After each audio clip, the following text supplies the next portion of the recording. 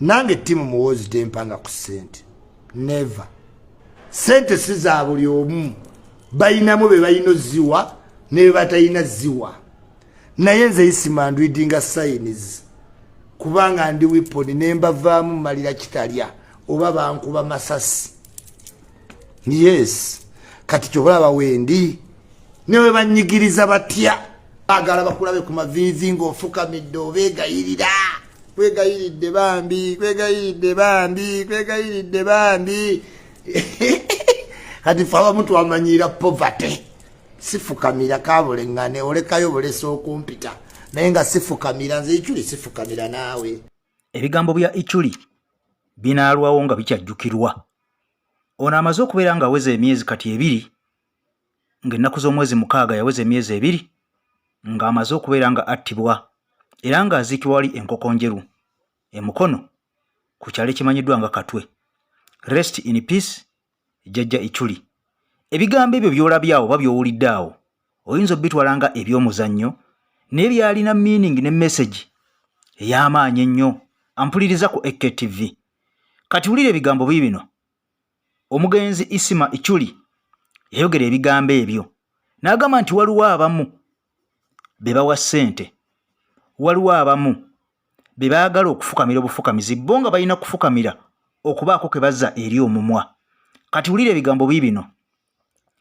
Munnayuganda wenna ali mu kibuga Kampala oyinamu omuntu wo, oli mukono, oli wa kiso, embera egaze, ogenda kubeera nga oggalirwa osibwe oba bw'oba olina ekizimbe kitwalibwe gavumenti.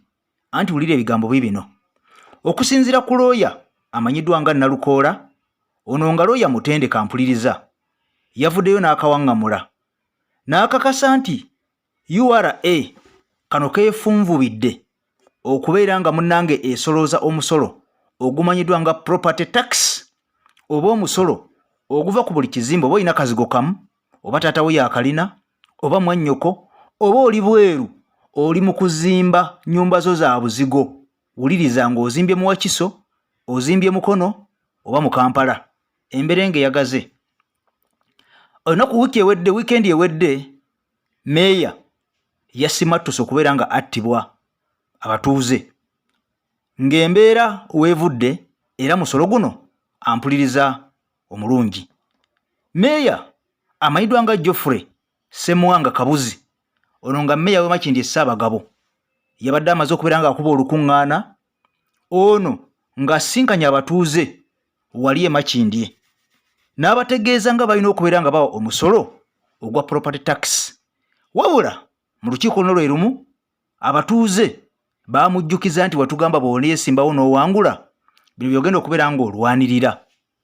N'abategeeza ekigambo kimu nga bw'omanyi nti omuntu kasita atuuka mu bukulu abasinga beerabira ng'atuuse mu ofiisi eyo ennene. Ne bategeeza nti bino si byange bya gavumenti, mulina okuwa omusolo era analemererwa okuwa omusolo amateeka ganzikiriza bulungi nnyo okubeera nga musiba oba okubeera nga ekizimbe kyo oba muzigo gwe guwambibwa. Kakati abatuuze era omu teyabadde mubi n'akwata ettaffaali linnyininyini eryali limuli okumpi n'ayolekera ewali mmeeya ne bamukwata tasobola otaasibwe nga yali ku mimwa. Era bw'atyo mmeeya ataddeko kakola tondeka nnyuma, poliisi eyamutaasizza. Mmeeya ono nkugambye amanyiddwa nga Geoffrey Ssemwanga Kabuzi ow'e Makindye. Ono yawonye okubeera nga attibwa ampuliriza. Kakati ate mu ngeri y'emu Sam Mathias Olukagga Mulumba, mmeeya Kyengera Town Council, ono mu ngeri y'emu ye kye yakoze yamaze okubeera nga aleeta aba URA n'abagamba basooke basomese abantu ku bikwatagana ku musolo guno, engeri gye balina okubeera nga baguwaamu n'obulungi obugulimu, basooke batandika okubeera nga bagusolooza. Wabula okusinziira ku mwogezi wa URA amanyiddwa nga Ibrahim Bossa yagambye ebigambo bino ebitiisa. Kankusabe video sooka ogimpere ekigalo mukwano gwange oba kye Twitter like, ompyo subscribinge ku mukutu gwaffe bw'otyo okone kade tokeerabira. Bw'omala okukona kade oluvidiyo zetteeka ojja kubeera ng'ozifuna bulungi nnyo nga tolina gwe weebuuzizzaako mukwano gwange ampuliriza.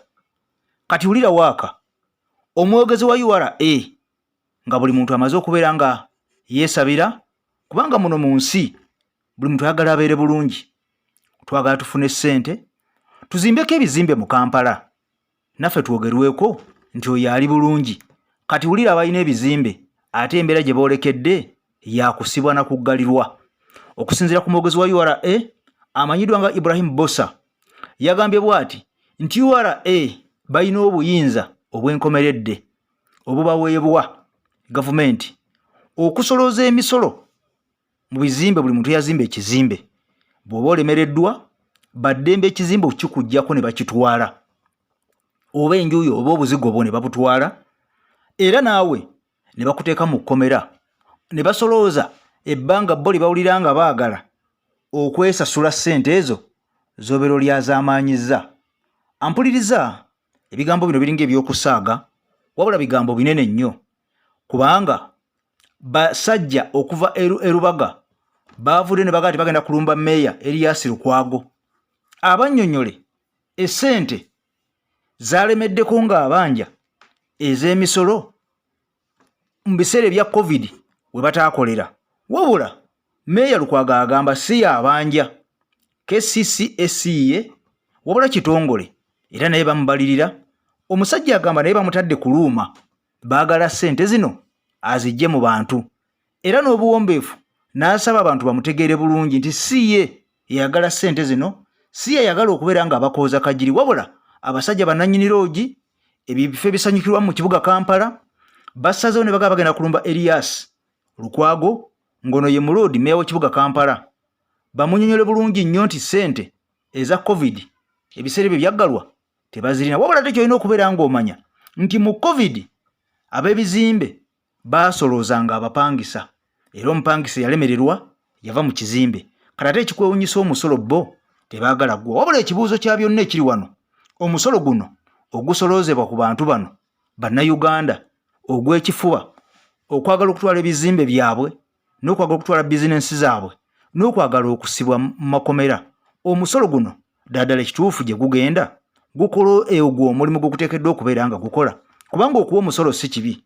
Ffenna twagala ensi yaffe ebeere bulungi ng'amawanga amalala ge twegomba, kubanga tulaba nti gawa emisolo naye era ensi eraga nti ensi eba ekula. Kali ekibuuzo, omusolo guno gwe bakaka munnayuganda gwe bw'oba otunuddemu ensi Uganda weeri weeyina okubeera ng'ebeera, era ddala omusolo guno gwowa olaba gulina kye gukola ku munnansi naddala oyo wa wansi abatali bali, abali mu ofiisi zaabwe, abali mu zi SC, abali mu faani, abali waggulu eri. Olaba ng'omusolo guno gw'omuntu wa wansi gukuyambye nnyo.